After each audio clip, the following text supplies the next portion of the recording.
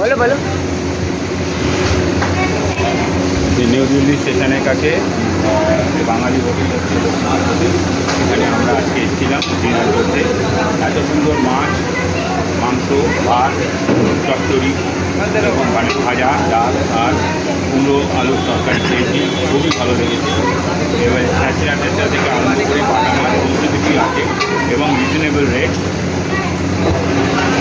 এই দোকানটা আমরা এখন খেলাম, ভেজ মিলের থালি, বাঙালি একদম হোটেল। এছাড়া কোয়াটার চিকেন 2 পিস না 3 পিস দিয়েছে 100 টাকা করে। আর সব থেকে বড়ো কথা, রুই মাছের পিস দিয়েছে 2খানা 70 টাকা করে এবং খুবই টেস্টি এবং খুবই ভালো, যেটা সব পাওয়া যায় বিশেষত দিল্লির জায়গা আমার যেমন।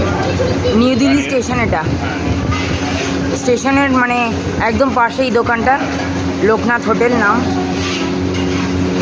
এখানে অনেক খাবার পাওয়া যায় বাঙালি।